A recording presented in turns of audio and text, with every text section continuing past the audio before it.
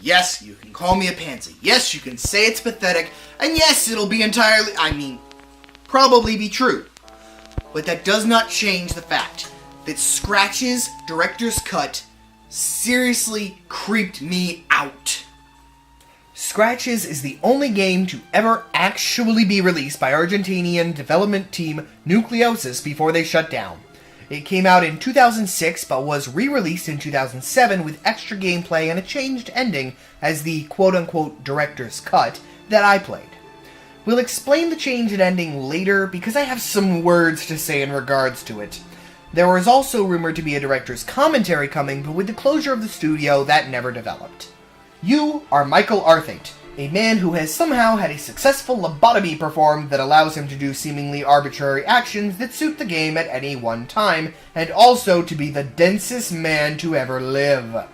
Yes, this is a point-and-click adventure game, and in the usual veins for such games, only certain objects can be used on certain other objects. Poking a key out of a hole only is possible with an auger, not a knife, or a thin and long metal part, or another, smaller key. Definitely only an auger. Using a knife on anything might get us hurt, except for when we slash up a wall. In fact, anything that might get us hurt is off Michael's agenda. Aside from going out the third-story window of a Victorian mansion during a thunderstorm to scale down the side of a building, head into a hidden room using nothing but a rope that's been hanging up for God only knows how long, exposed to rats and bugs and AIDS without testing its tensile strength at all. That's not really dangerous. The story focuses on you moving into the old Blackwood mansion and slowly uncovering the ancient mystery that has been held there for decades. The mystery all centers around a creepy African mask and the true power contained within. The game plays more like an interactive story, with most of the information you need to care about conveyed via long text documents. They're pretty well written overall, and the sound design consistently backs them up to create an unsettling and eerie feeling that gets under your skin. Before long, you've reached a point where you almost don't want to keep exploring because of how unsettled you feel. Yet you want to keep going just to see what will uncover itself to you next. So let's return to that ending change that I mentioned earlier. The ending was changed in its entirety because the developer felt that it was, and I quote, completely unfair in terms of design. Oh, so nothing like several of your other puzzles? I understand. This is a point-and-click adventure game. It's part of the genre that you'll come about things in a kind of a roundabout way. But there's adventure game logic, and then there's being incredibly obtuse. Some puzzles really are well put together and make the player think. When you go into the hidden room, you need to look at the blueprints to the house and determine where the room is. Realize you can't get there from the inside and figure out where to go on the outside and how to secure the rope. To mail a letter, you need to not just remember to put it in the envelope, but also to address it to the place that it's going. Having to do it in pen is a bit much, but I can accept that. What I cannot accept are puzzle solutions such as, call William 4 times in a row. Seriously? That goes beyond, I need something, to, I'm a hole, and you have every right to ignore all of my phone calls for a while. To make the pendant to end the game, you need something of the victim and something to represent the aggressor. There's one passing line in a text document that mentions the natives felt the evil spirit was a cat god. So, you need to get the feline claw from the pendant and use that. Okay, kind of intuitable, I guess, but the puzzle that went above and beyond all solution to me was the crucifix. In the chapel is a crucifix that is hiding a trap door. Obviously, he's missing one of his nails, so you find it and return it to his feet. Problem solved, he's fixed. Nope. Nope!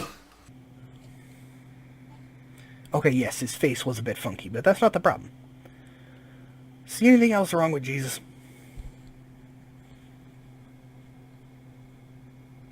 Yes, you're supposed to take the crowbar and straighten the INRI sign above his head.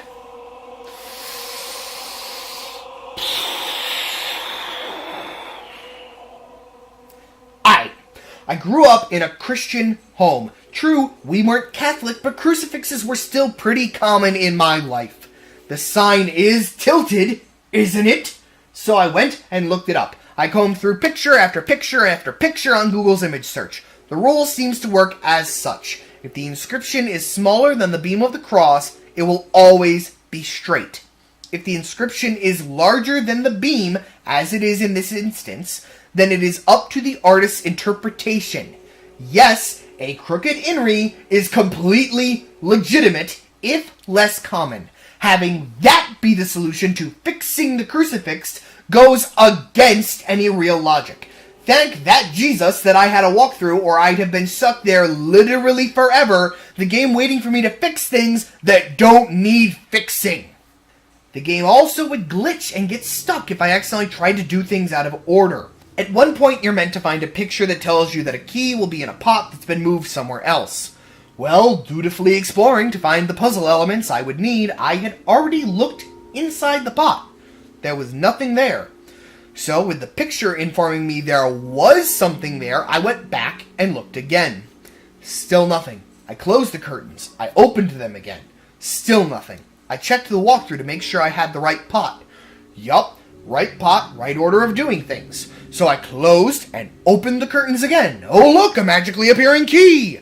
There were several times I would explicitly try to click on things and they wouldn't be clicked on.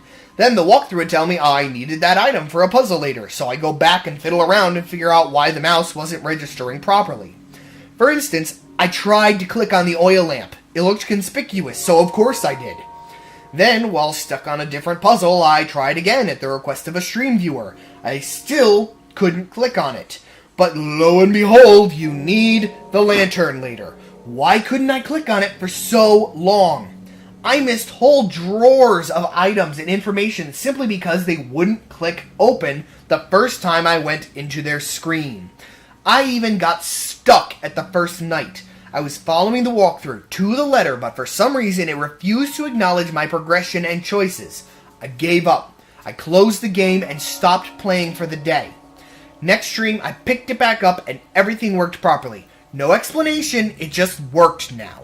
The new ending is definitely effective. And had I been able to die in it like I would have been in the old ending, I probably would have been extremely angry and ready to rate this game very poorly. The fact that I could leave during the height of the tension and just go away and come back later was poor design, though. In Night 1, you couldn't move beyond certain areas to make sure the tension was built up and paid off perfectly. Why didn't they do that at the ending? The use of moving video is incredibly effective, however. My stream picked on me for being scared by it, but it comes out of nowhere if you're the player. You've been staring at relatively static images and shots for hours now. You've gotten used to sound being how the game will affect you. So then they start using motion and it stands out in startling relief. Very, very well done, guys. Because I was playing the Director's Cut version, there's also a small edition called The Last Visit. In this, you play as a detective checking out the mansion several years after the main story. It's really not as good as the main story because the atmosphere isn't given time to build up like it was before. The ending is definitely still disturbing, though, and seemed to be leaving itself open for a sequel. Ah, if only. So, I guess it's time to wrap up my thoughts on Scratches already.